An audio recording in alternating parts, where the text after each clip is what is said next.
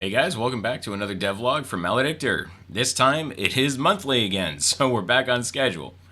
We've got some good ones this time, so let's jump on into this. Last month I implemented controller support, and now this month I have finally finished Steam input, so I have that fully implemented, which means that pretty much you can use whatever controller you want to play MALEDICTOR. Now, ordinarily, these types of games aren't really best played on a controller. And, to be honest, this one is best played on a mouse and keyboard. But in terms of accessibility, you need to have controller support. And one of the problems that you run into a lot with controller support is certain things like PlayStation controllers just don't work with anything, really.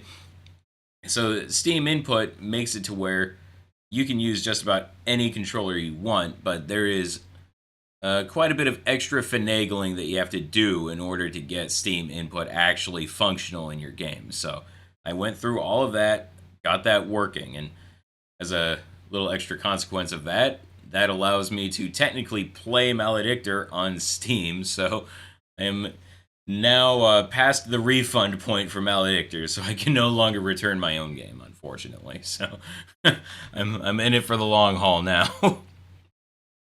Anyway, next up, fixed a multi-switch bug, and that bug was essentially it was counting the groups wrong. So the way that I have it set up is all doors belong to a door group, and the default is 0. So switches look for a door group that is higher than 0 and will say, like, the number 1 switch opens doors in the number 1 group. And then for multi-switch doors, they open a range of doors and then close other doors that are outside the range. But they have a range that they control, and then they open ones that they're on, and then close ones that are within that range but not selected. I should say that. But there was a problem where they were actually opening doors that they should not be. So I had to look into the code there and found that there was a scenario where it could select group 0, which meant that it was controlling all the doors in the map, not just the ones that it should be controlling. So I got that fixed. That's a really big one to have fixed. Fixed a bear trap death bug. That was another one that was found by one of my alpha testers. If you died when a bear trap snapped onto you, then you could still run around and everything. You couldn't shoot, but you could still move around, which is a little strange. So I fixed that, got that working fine. Fixed bear trap escape display, and that was an issue that would come up when if you triggered a bear trap, you have to tap a button in order to get out of it, which I guess I might as well show you here. Nice. We'll do it the long way.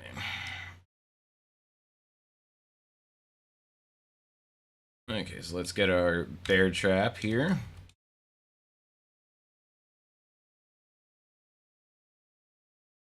You see, we have to mash the interact button in order to break the trap open. That little meter, however, if you would load the game to a spot that was outside of the trap, when you weren't trapped in it, then the meter would stay up. So got that fixed so that now the meter will correctly display whether you're in or out of a trap based on a save load. So if you are not in a trap and then you load a save to when you are in a trap, you'll have the meter. If you are in a trap and then load a save to where you are not in a trap, then the meter goes away. Fixed a weapon switch ammo bug. So there was a problem where if you selected your weapons too quickly, then the ammo display would be incorrect initially. That was mainly just an ordering issue in the code, so now I've got that fixed so that now it orders itself correctly. Altered Clayton's voice. So Clayton's the main character for people who do not know. I learned a little bit of audio processing, so learned a little bit more there and figured out how to layer things a bit better. So now I'm actually going and I'm trying to make small adjustments to the voice to make the voice kind of fit, like better fit my mental image of the character a little more. Still not happy with it, but it's like with most things, I'm gonna have to fine tune it as I go and just hear it more in game to know what needs to change. Door wedge redone. So might as well pull this up too. Go into our folders here and we bring up a door. Bring up a door where it won't clip through the floor here. You notice we've got this little board that's sandwiched between, it's sandwiched between two sprites. So we move, if we move this sprite out of the way, then you can see that it's got a center board there. And that's for a couple of reasons. One, to give the doors a little bit of depth, but two, so that you can if you hit a sprite, you can't really spawn a decal from it. So I wanted to be able to put bullet holes on the doors because it just looked weird being able to shoot a door. You would get the correct effect from it, but you wouldn't get a bullet hole on it. So I made it to where you have the wedge in the center. You're able to hit the wedge, and the wedge is a static mesh, which can spawn decals. So you hit that, the decal spawns, and it's just big enough so that it can apply on top of the sprite, so that you do get bullet hole decals. It's a little strange the way that it works, but you know, Unreal wasn't exactly made for boomer shooters like this. It's because they kind of expect me to be working with, fully textured models. Sometimes working with a lot of sprites doesn't quite, it needs some workarounds. So that's just one of those workarounds. But anyway, one of the issues that I was running into before was I had originally just a square, a cube that I had mashed and stretched to fit the door size. And what was happening from that was, see how the texture for the wood on this door is pretty standard. It looks fine. That was actually stretching the texture out so that here you would get this big stretch effect that looked really weird. So I went in and I just manually modeled a door wedge to match the size of the sprites and to better match the door frames.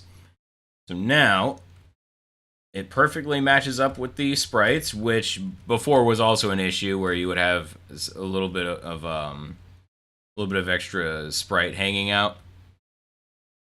So now it matches up, and maybe not perfectly there. It will. It will perfectly match up. But anyway, the main thing is that now the texture shows correctly and it matches the sprites, and it's a lot easier to get correct door frames put in because now the size is more standardized. Now that I know more about modeling in Unreal, now it's all standardized size. So all the doors and the double doors as well will be a lot easier to put in, and they'll get put in much cleaner. Because another thing that was happening was that the doors weren't an exact size that matched a frame. So if we go into our modeling system here, modeling mode, and we get our cube, you can see that these are, so you can see that we kind of just move on a grid. We're moving different size cubes on a grid, and that's how we model things out. And so if I wanted to put a doorway somewhere, then I would do that and just push a hole through. But there wasn't a standard size for that with the doors. And so the issue that happened was there was always a scenario where you would have, no matter what, a small gap between the door and the wall. And so I didn't want people to be able to see through that. So I now have it to where it completely fills the frame. So now you can't see through the doors, you can't see around them, and they're much easier for me to put in. So that's very swell. And next we got more textures, and you're actually looking at one right now, and two of them now actually. This dark concrete and these brown bricks are just a few of the new ones I added in. So a little bit more variation with the level textures. So that's one of the big things. I was actually running through Blood not too long ago.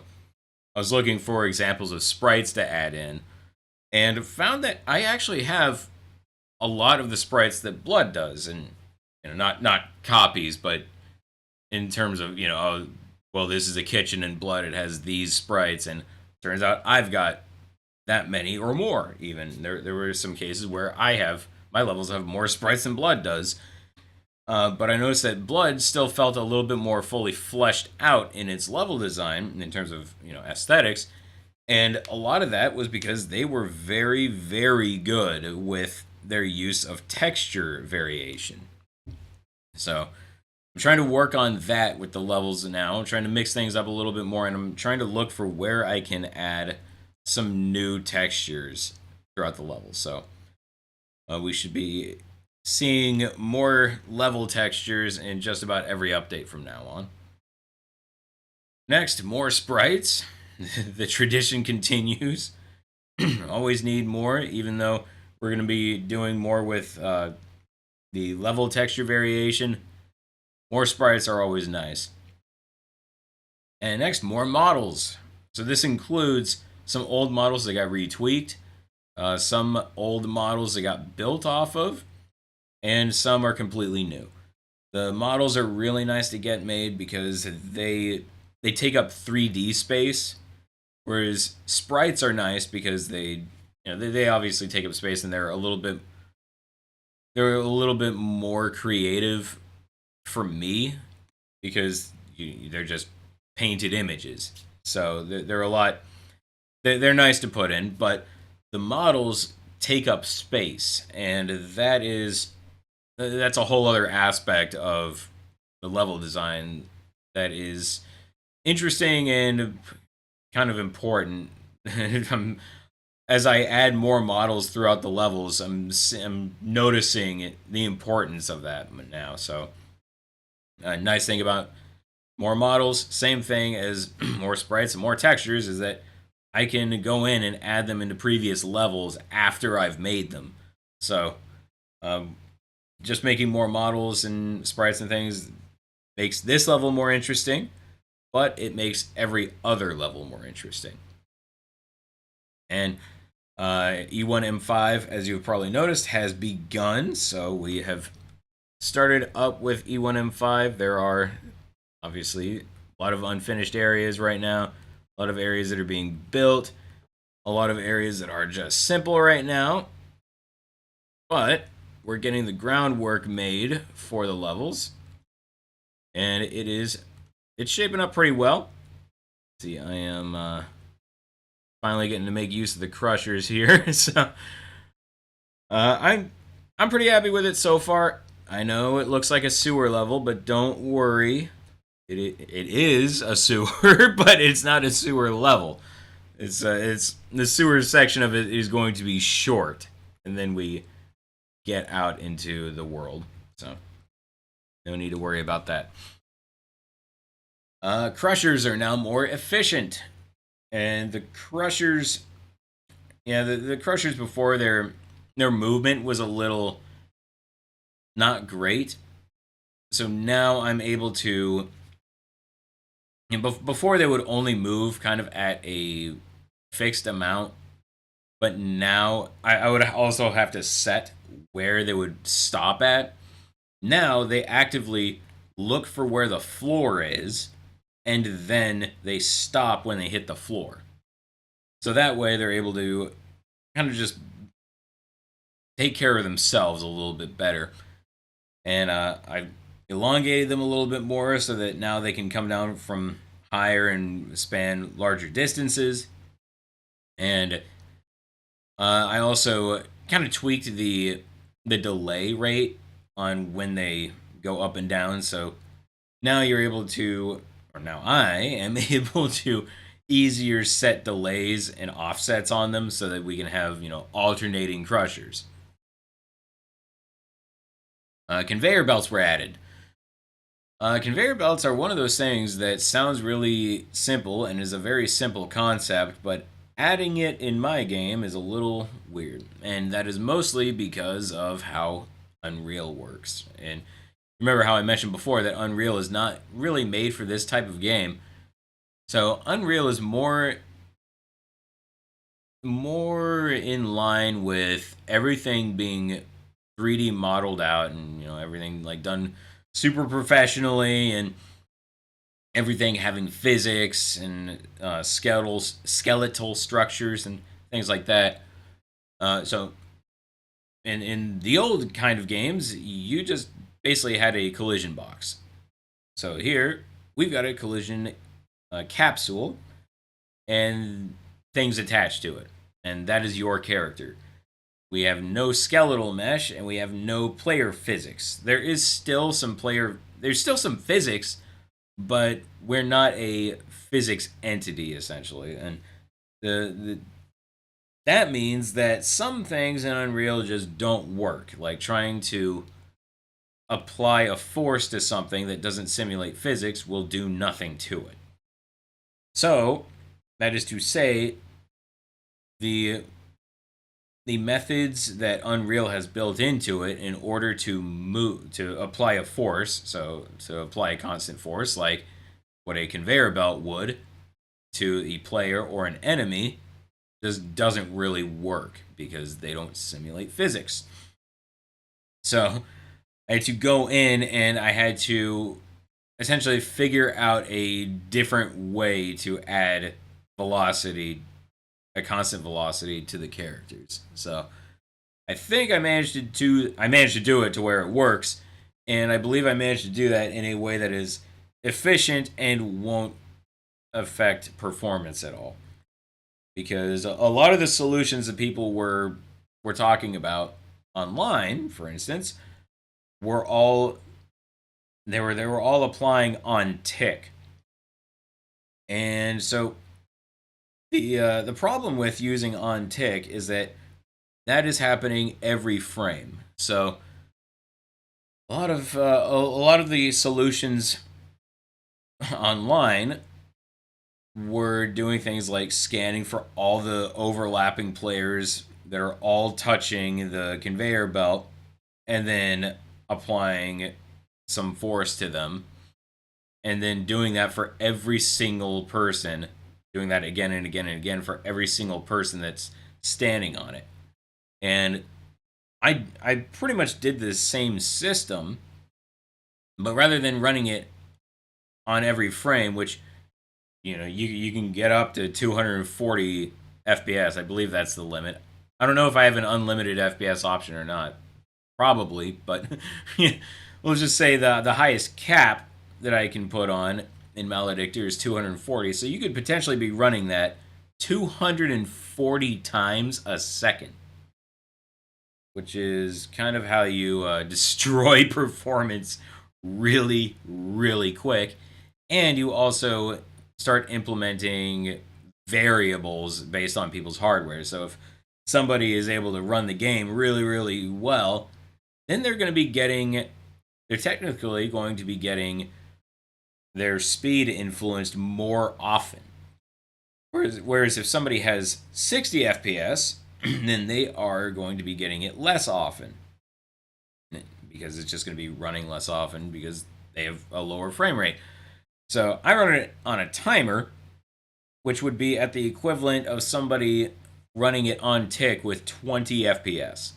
So it's running way less frequently, and from my testing, it is pretty much running only as often as it needs to actually be giving the impression of being pushed on a conveyor belt. So that's all to say that I definitely took efficiency and performance into account when I was working on it. So I believe I've made it as efficient and as performance friendly as it can be, and I haven't and it also stops running whenever somebody's not on it.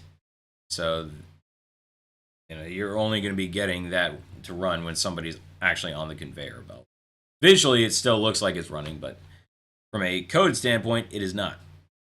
so, I'm kind of proud about the conveyor belts. I think that I managed to implement them pretty well. Anyway, sound attenuation has been adjusted, and one of the issues that I was running into was that sounds were just going out a little. They were going out a little too far, and so I tweaked things like the ambient sounds, so that now they fade in a little bit better. They don't go out quite as far, so that they're less likely to clip through walls and things. I do have occlusion set up, but occlusion is kind of a pain to deal with, because if you imagine with occlusion is how sounds get muffled when it has a barrier between it. So you don't necessarily want a sound to completely cut off, because then if it completely cuts off, then it's going to be really jarring. You're going to go around. You can have something like a grenade go off. You go around a corner and then you just don't hear a grenade. It doesn't make much sense. So I adjusted that so that we have a better fade in, fade out time. We've got better occlusion. We've got better attenuation in general, so that the sounds will fade over distance a little bit better, but they won't really clip through walls like they were before. So sometimes they will, but generally not. So only with sounds that are very kind of loud, I guess. But anyway, that all has been adjusted and works way better now. Fixed weapon sprite clipping. There was an issue where if you walked up to a wall and you started, and I mean like right up against it, and you started looking up and down, then there was a point where your weapon sprite would actually clip through the wall. And that was just brought about by your camera being a little too far forward in your collision capsule. Now, the problem with that is that I set up the collision capsule, the camera in the capsule, to be pretty much ideal for platforming, for at least what I thought was ideal for platforming. So having to move that back means that the platforming got a little bit worse, but I only moved it back the maximum amount so that clipping won't happen. So that only wound up being 2 units. So ideally, that won't really influence much. So if we go here and we start looking down, we can check our coyote time. And we're starting to slip here. So, that seems all right enough. So our our platforming should be okay. I think it's maybe a little less generous than I would like, but you can have generous coyote time, or you can have your sprites clipping through walls. So I know which one I prefer. Now we've got a last issue, fixed flat door visibility. The flat doors, things like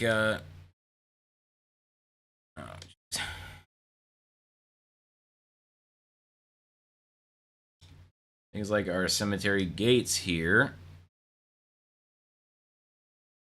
These are what I call flat doors.